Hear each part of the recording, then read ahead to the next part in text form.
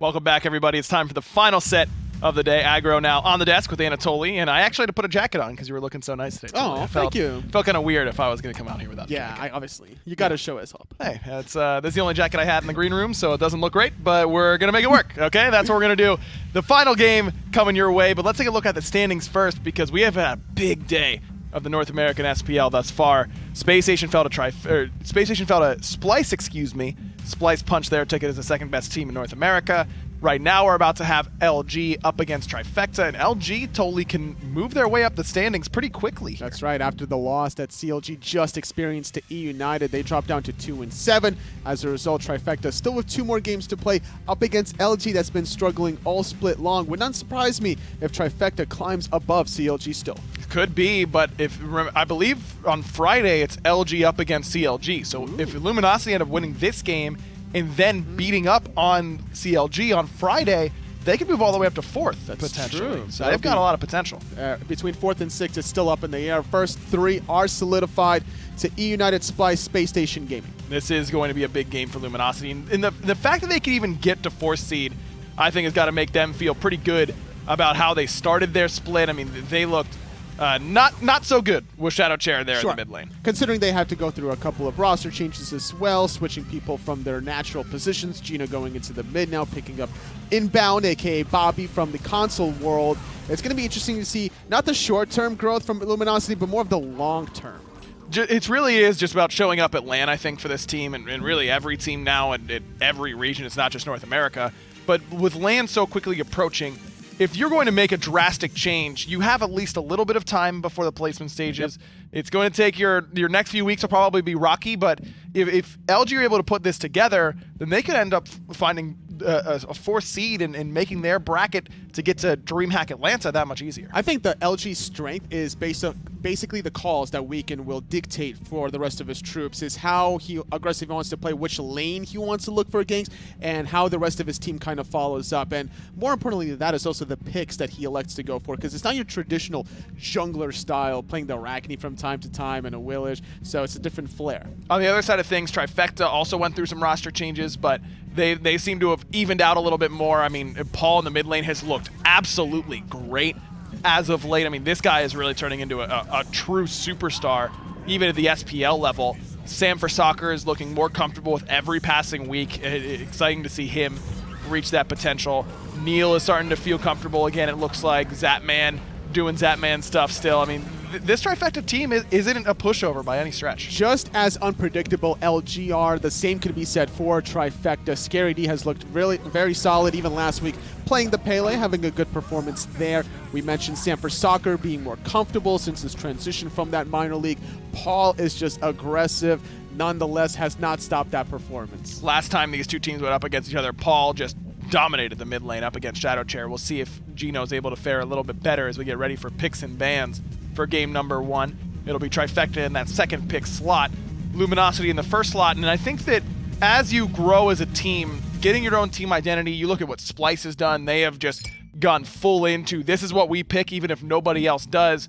I think that could be up in the air for a team like Luminosity right now and can honestly benefit them. I'm curious where they go, though. Like, who is their comfort pick? Who do they try to cater to at the end of the day? Is it going to be Bobby on that new support role? Is there going to be Gino in the mid making that transition? Certainly something to watch out for, but LG's really worried about what Paul's bringing so far. Those are 2 Paul bans right there. The 2 most popular gods he's played as of late. It's felt like it's the Freya, it's the Ullr. Paul's going to have to go towards something else. But those are also just fine bans in general. The Ullr are a little bit softer, but the Freya ban is something we see a lot of teams. He also likes the Habwa. I don't expect him to pick it too early in the draft phase, but maybe even before the secondary phase, depending what LG elect to go. And if there's ever a person that you want to cater to, it leads me to believe that they're trying to make sure Gino comes off to safe start.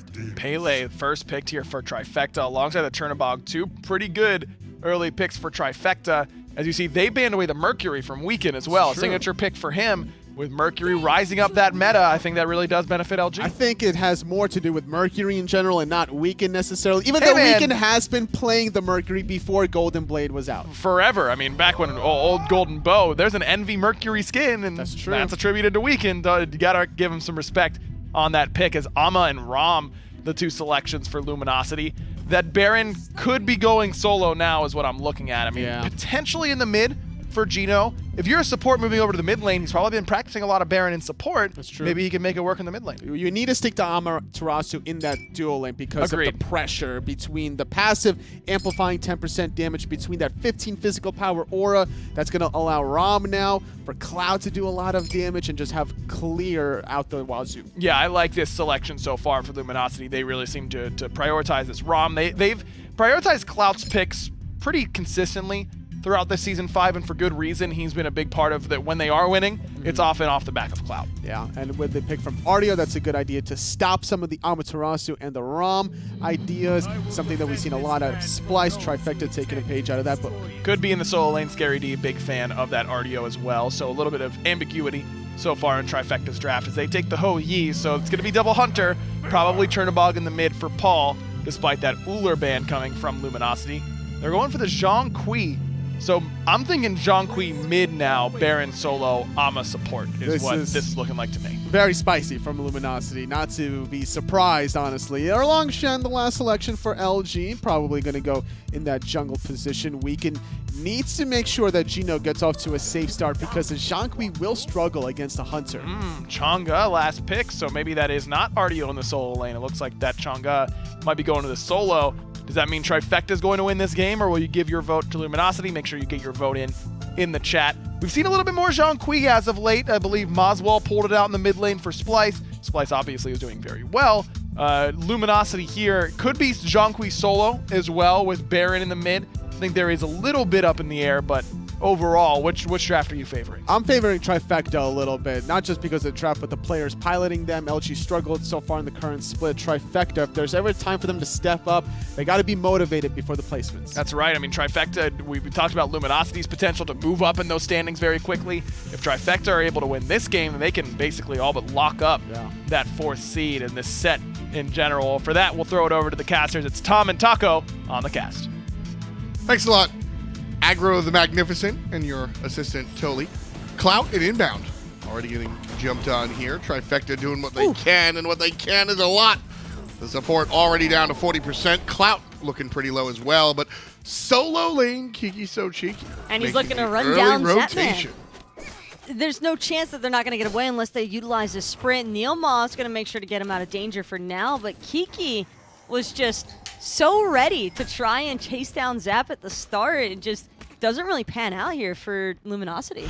Yeah, we've seen that start a couple of times where the solo laner will start on the left side, usually looking for a red buff, whether it's an invader on the other side or whatnot. This time around, playing a bit more defensively, trying to get his team out of trouble, and then he teleports over to the right side, the solo lane.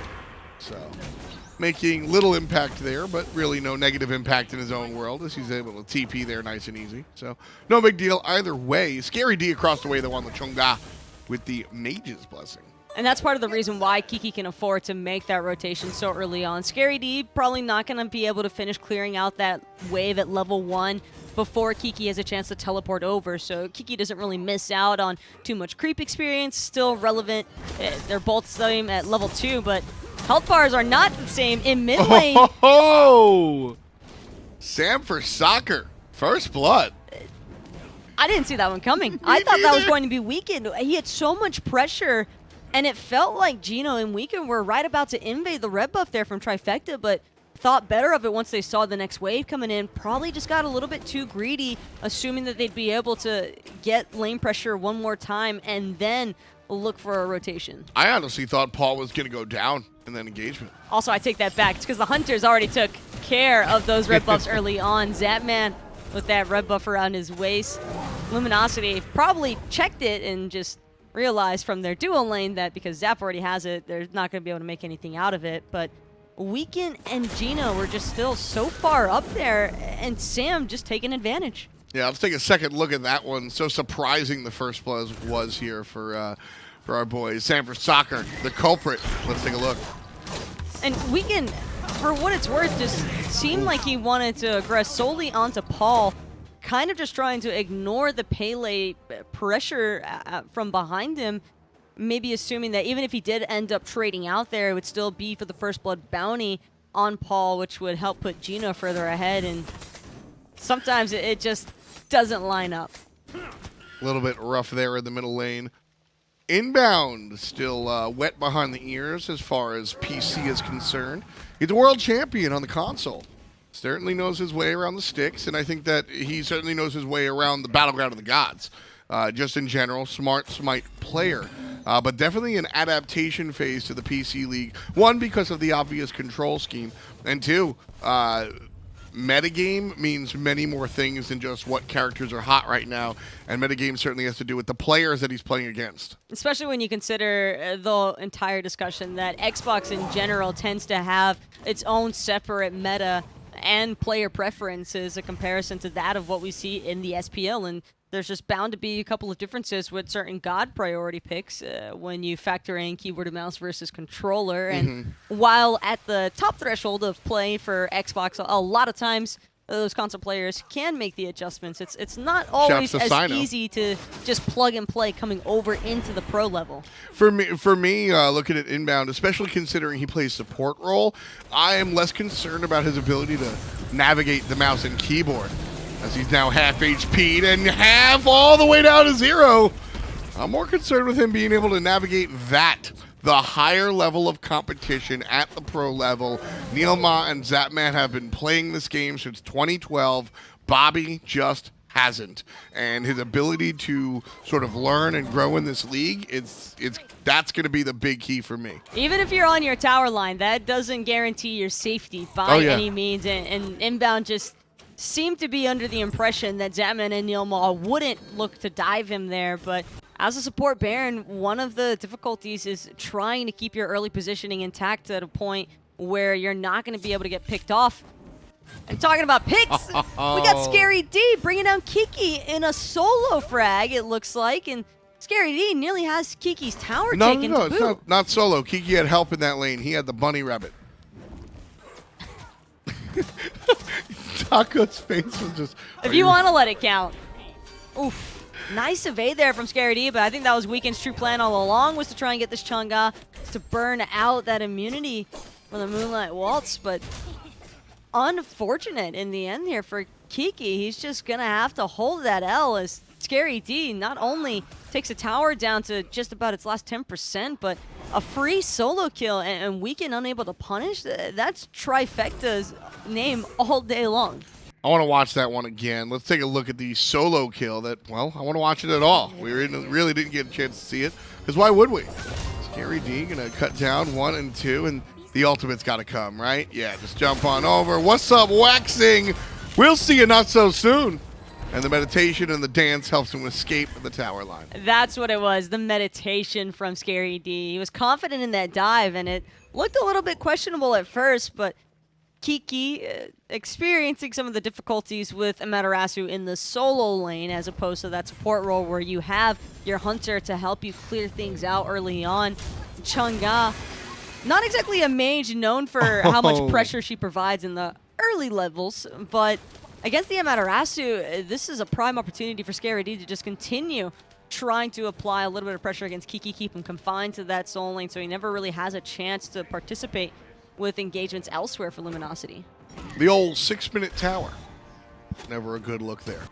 We talk about how little the solo lane tower means, and I will stand on that hill. But at the same time, it's just like everything in a MOBA. Context is everything, and that solo lane tower going down usually doesn't amount to much.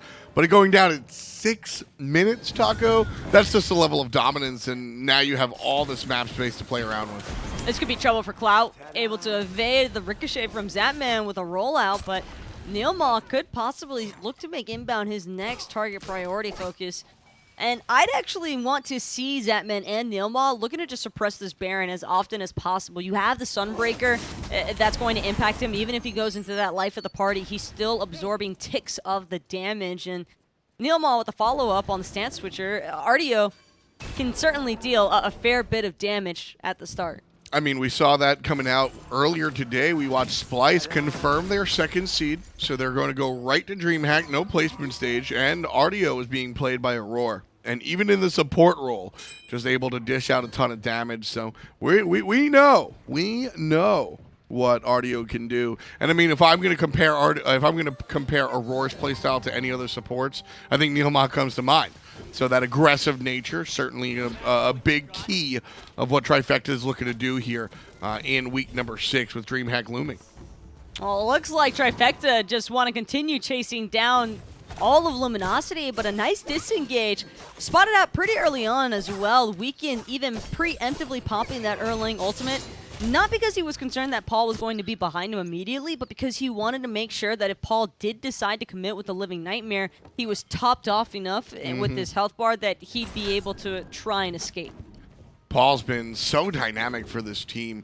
You know, we talk about console transfers and we talk about minor league call-ups, and as far as minor league call-ups are concerned, I think Paul has been, without a doubt, the most impressive player that came up from the minor league.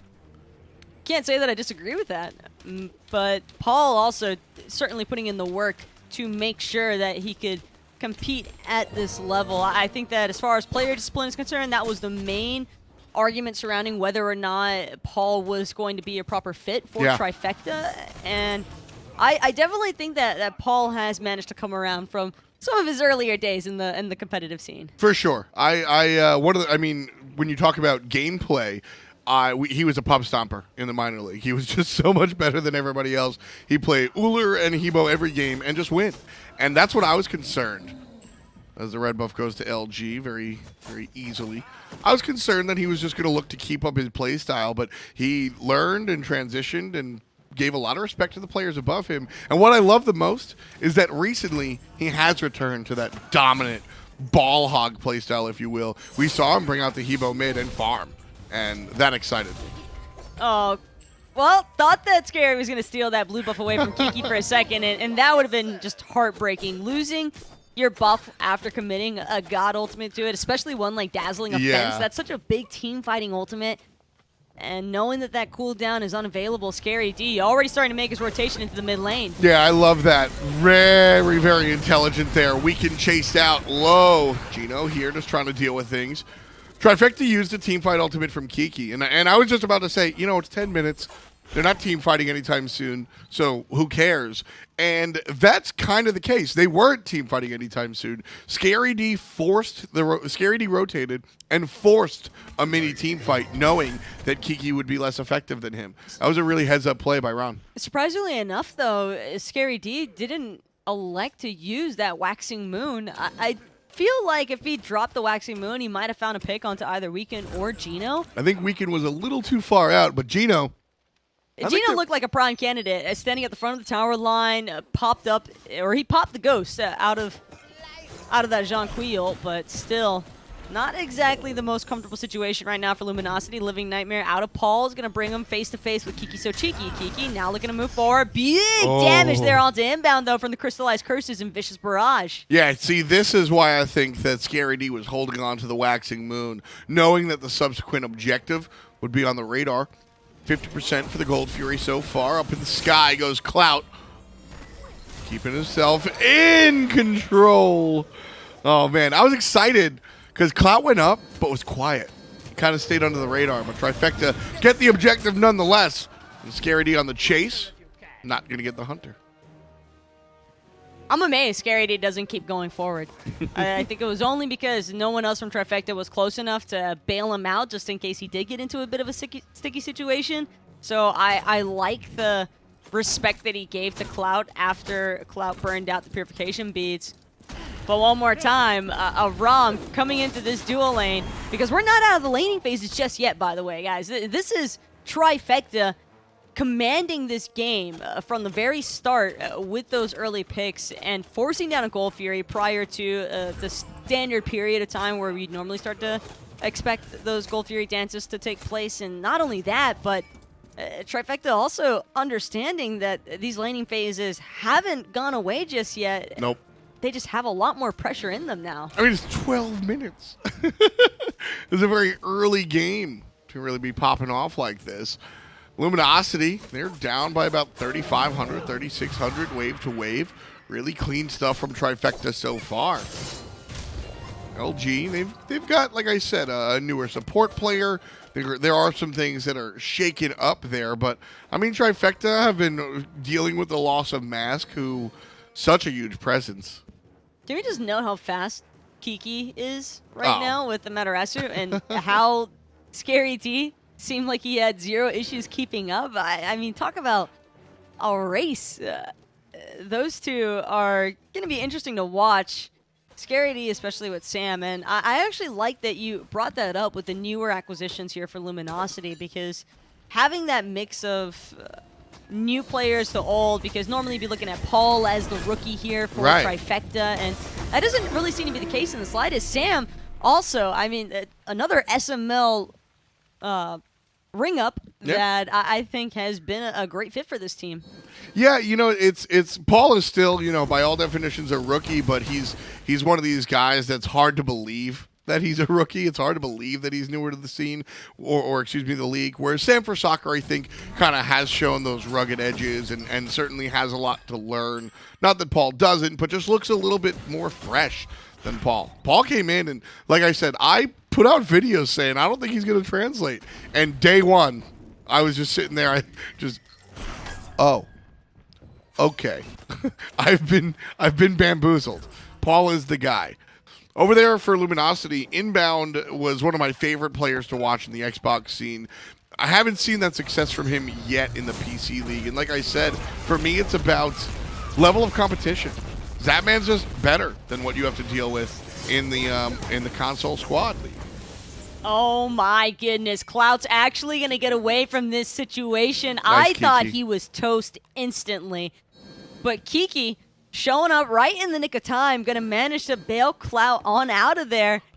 And for what it's worth, Sam probably should have committed a little bit deeper there. That's one of those kills where player experience comes into light, because Sam, as well as he has been playing, kind of let that one slip away. Yeah, you know, and we'll likely see those calls change over time, right? We'll likely see Sam kind of grow into a stronger player. As you said, player experience, player confidence is where I go, which comes from experience. You're able to understand just how much damage you can take, how dangerous it is to stand in X place versus Y place versus Z player. So Trifecta trying to push up on the left side. Nice roll there from Clout to avoid the ultimate out of Scary. But Clout just got back to lane, and he's already having to leave it again. Sitting under half health, can't feel very safe at all, knowing that 3 members from Trifecta just showed face, and with their buffs about to spawn, Trifecta are just going to take these away for free. Weekend can try and contest all he wants to, but NeiruMah with the perfect zone, just going to keep him on out of there. The spear wasn't even out of Weekend's hands before the red buff went down. Just big attention to timers coming out from Trifecta. That's what you look for in an up-and-coming team. Their ability to do the pluses and minuses, the X's and O's, the details of the game.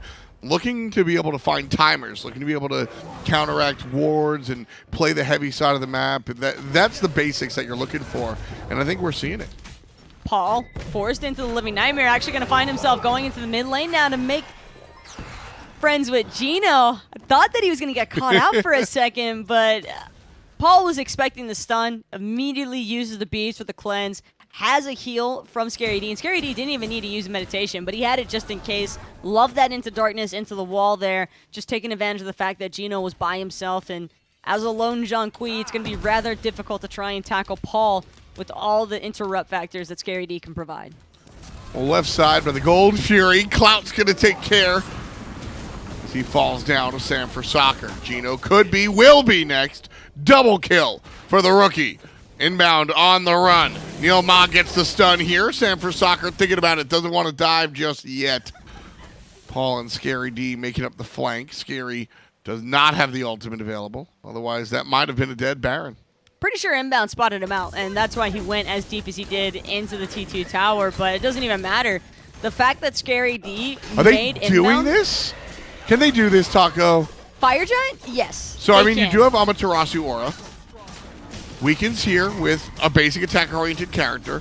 High DPS. They're going to get this. They are going to get this. Trifecta have no idea. Geno's even going to be up for it. The question is, Fire Giant down 6,000 gold Worth, not worth? What's your take? Always worth. There is no doubt in my mind that Luminosity Gaming just got away with a murder there, taking that Fire Giant away from Trifecta. For as well as Trifecta have played this entire match, isolating members of Luminosity, suppressing Clout non-stop with all this camping, and making sure that the ROM, he just hit level 12. Yeah. We've been staring at a level 11 Clout ROM for the past, like, 3 minutes or so. That's how heavily pressured out of the dual lane he's been because of Trifecta. And yet Luminosity, with their Hail Mary call, find a Fire Giant, and now this could provide them the room that they needed to keep Trifecta at bay just long enough for the rest of Luminosity to catch up in XP. I do love that call. I think that was really intelligent. Weekend and Kiki tend to come together for plays like that often. Trifecta picking up the consolation. Trifecta picking up the consolation prize there. Pyromancer goes down without a hitch. And Trifecta are able to grab it. Sometimes you forget who's tanking. Come on, boys. And then you remember that you're the one tanking, and you walk away and it leashes because your DPS is out of range also. Well, they get it down. That's what counts. 500 gold in the pocket. So Trifecta, they're going to pick that one up. They don't have the Fire Giant. Luminosity aren't really doing anything with the Fire Giant, but they're not necessarily in a position to really do anything with it. They don't want to really do anything with this Fire Giant other than stalemate the game so they can collect the needed farm. That's why we see Trifecta still trying to push into Luminosity, because Fire Giant, while it's a nice buff to have, this isn't a boosted FG after the 25-minute mark. This is still the same old Fire Giant as before, and the stats boosts are nice, but they won't necessarily compensate for a team being as far behind as Luminosity were starting to fall. Usually when we see Fire Giant, I start thinking about structure damage. I start thinking about even the healing a little bit more, right? It's not necessarily something that's going to bring me up to the enemy team level. Fire Giant, if you have to apply a gold level to it, I feel like Fire Giant is worth 3K. What I mean by that is, so you're at 46,000, right? Right now you're down, what is it, 6,000? I think with the Fire Giant, you only really down 3,000, but you're still down, despite the stats that you're getting. This could be huge, though, for Luminosity. Paul's going to rotate in with that Living Nightmare, but he might have just had some instant regrets here. NeiruMah already falling incredibly low. Also, the Ghosts are going to chase him. One more tick to do it, but he's still not down. Geno's chasing him all the way to the ends of the earth, but it's Sam for Soccer that says whoopee. NotGeno takes care of NeiruMah, and now Sam for Soccer one shot away from certain death.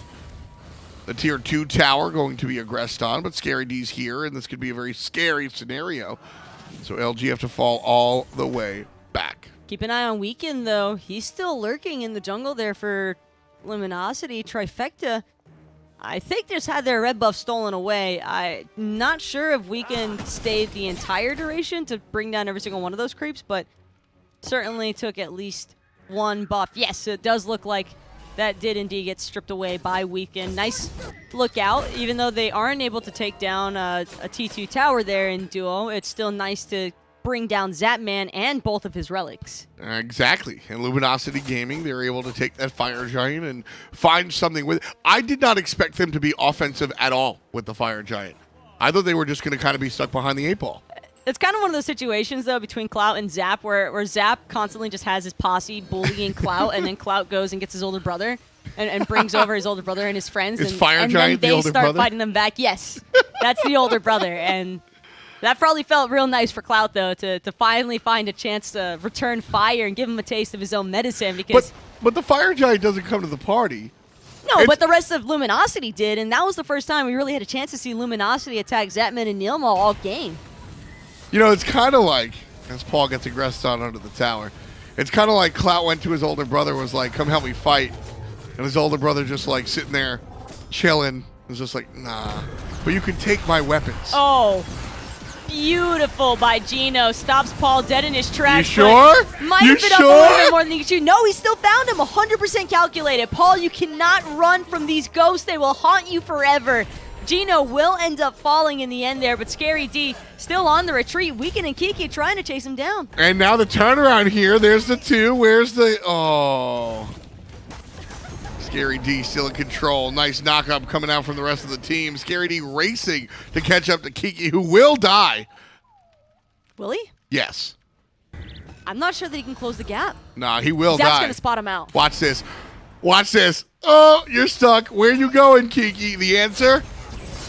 Up there. Up there. Up and That's the around. answer. Scary D is going to get cut off here by Inbound. Kiki knows exactly where he's going. Kiki just back. No. Oh, Kiki. Go with Kiki. Yes! Oh, he got the teleport! out. That's out of control! KikiSoCheeky living up to his namesake. That was the cheekiest thing I've seen in the SPL in a minute and a half. Scary chased him for so long, but 2 HP more than necessary is all it takes. Bobby hopefully trying to get away with 2 HP also to keep the dream alive here. Life of the party, not going to end up sucking anybody in just yet. Zapman, though, up in the air from that dive bomb, will be forced to fall back. But Geno's all alone. Sam for Soccer still trying to bring him down, but He didn't Sam's commit. split. He's hesitating because he wants to participate in the grouping with the rest of Trifecta. At the same time, though, I mean, jungle's a position where you are told repeatedly not to be selfish and chase kills. Scary D stuck from behind. Gold Fury leashed out. Trifecta now pushing forward. They've got a 4,000 gold lead here. They're looking to keep the enemy team off of their turf. You know, so jungle's this position where you're naturally aggressive and you're told to peel it back a bunch. Trifecta get their Gold Fury. But there is a certain element of the jungle that you have to just be that assassin. And I think that is a play that Sam for Soccer has to commit to. You've got to go for the kill there. Geno's dead. The ultimate's down, so he's not heavy protection Zhong. And I understand that part of becoming a better jungler, like I said, is sort of reeling that aggression back in. But, I mean, there's a reason you're the jungler, and you got to go off sometimes. I'm with you on that. I think that Sam is maybe second-guessing himself just a little bit, concerned that he would end up getting turned upon by somebody else from Luminosity happening to rotate over. He didn't have full vision what was taking place, and he probably just heard in comms from the rest of Trifecta, we are losing this fight. We need to disengage and just fall back for heals from Scary. And that looked to be the moment where Sam started to pull away from Geno. I agree. And I think what makes the best junglers, Taco, and this is going to sound ridiculous, I think what makes the best junglers is understanding not necessarily when to follow the call, but when to ignore the call. I think Scream, I think Mask, I think Cuvo, they ignore the call, they get the kill, and then they fall back with the team. And the kill on a Zhong there is very important. And part of that, you know, understanding when to ignore the call or at least acknowledge it but go a different direction is understanding, is the kill relevant? Can I get the kill? How long it'll take me? There's a whole decision tree, and Sam for Soccer will gradually grow into that. I was waiting for Trifecta to go on a long goose hunt there with Kiki again. Doubt that we'll see Scary D commit that heavily, though. He's got to be so mad. When you've been burned once so hard by Kiki, there's just nothing more you can do. Scary might have had the solo kill against Kiki, but Kiki just played him. I know Scary doesn't really mess around on Twitter too much, but Scary, I would like to just tweet your thoughts during that chase down. I really want to know what was going on when you see him teleport out, because that's got to hurt. Not as much as Bobby is in pain right now, trying to go into this life of the party to buy himself a little bit more time, but there's just no chance of escape. In fact, all the Trifecta is still looking to push forward inside of the T2 tower. Nice taunting from Winkin off the Erlang ultimate. Gonna buy them a little bit more time, but Kiki's in the thorns. Oh, Zapman doing it. The Dublayun for the Hunter and a classic look for a classic man. Oh my goodness. Cue the bad R&B song, because that right there was absolutely classic, and they're going right for the Fire Giant. Inbound is rapidly learning that when the laning phase is over, you can no longer be by yourself anywhere on the map. Even if you are the support, if you're not a raw support like the Artio, like the Geb, and gods that are inherently tanky, then you just cannot afford to be by yourself. SPL, they will just run at you, and it's happened now twice where Luminosity have ended up having to forfeit big objectives because it starts off an engagement where they're missing Inbound already. He's forced out of his life at the party. He's forced to either try and disengage, and then Luminosity will put themselves into really poor positioning trying to bail their support out or look to turn the situation around. And everybody getting collapsed on inside of that Sunbreaker. Sure, Trifecta were taking a lot of damage, but with Scary D's healing, they don't have to worry nearly as much. Yeah, kind of crazy play here. Zapman just up to his old tricks. It's the position. He drops the Suns, and you know what it is? Right here. It's the view through traffic. Look how much garbage is on the screen right there. And then just goes for it, finds the angle. I love the battlefield vision that you get from veteran players. It's just something to be expected as well, because Zap has been playing Smite for a very long time. Exactly. And those bounces, they're not as easy as like we make them out to be at times, because everybody loves a good calculated bounce joke. But those ones actually are calculated. Yeah, no, that right there, exactly. And kind of, again, dressing up Inbound, or addressing Inbound's new level of competition. I mean, Zapman has been, maybe correctly at times, maybe incorrectly at times, Zapman's been memed a little bit by the community for being, you know, past his prime. This guy is still one of the best guys on the planet, and Inbound just getting used to this new level of competition for sure. I would like to see Luminosity give Inbound a more survivable support pick, though. I'm with that. I don't think that he's... It's a little bit too soon, I think, for the Baron. I flex. agree. It's a little bit rough there. Trifecta now sieging on the left-hand side. We can try to control with a nice taunt onto Sammy. He's going to be able to get on out of there. Big boy ultimate! Scary delete! That's what he just did. Zapman with another double kill. Weekend and Clout the only players up, and Zapman's going to call him Vedium. 15 in total for Trifecta, and the Titans the only thing left. And it won't be left for much longer here, because all of Trifecta perfectly healthy. Weekend accepting defeat inside this Fallon. Paul still looking for more blood in old Abbott's Die Hard. Paul.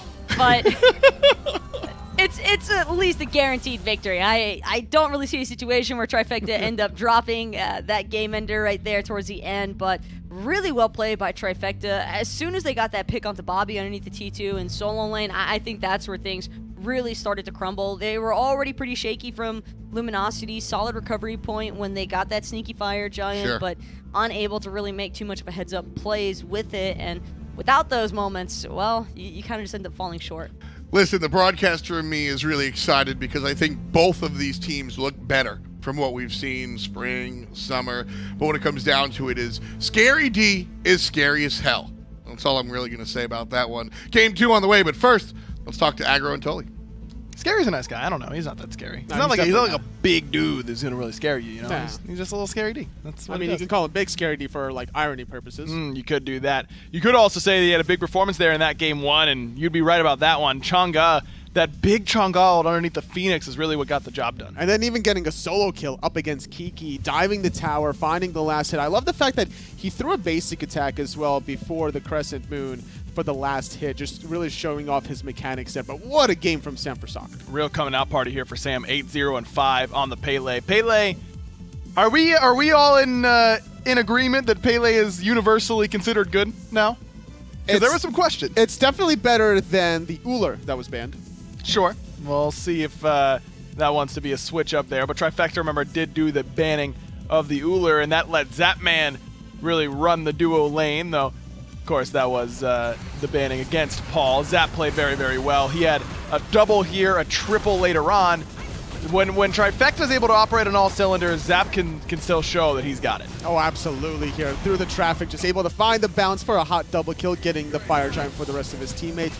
And looking back at specifically Kiki's Amaterasu, normally teams will put this in the dual lane for that lane pressure, getting the aura first, but by putting it in the solo lane, this allows Chang'e now more of that early game comfort zone and transitioning to teamfights. I think Chang'e is just a slight tad more impactful in those teamfights as opposed to Amaterasu, where I feel LG lost the potential of running Amaterasu and Ram to give Clout the early start that he needed. I agree. I think that if I were to do that draft over for Luminosity with the same picks, I would just put Ama support, Baron in the solo, and you'd be probably in a better spot, because putting the Ama solo kind of gifts Chang'e the free laning phase. And when you get to the late game, I mean, Chang'e is going to do more than just about anybody. Right, waxing Moon onto multiple targets, those corridor fights, not so easy. And then even like outside of that, then you have to worry about Zapman, Sunbreaker. It's just not a pretty sight for LG.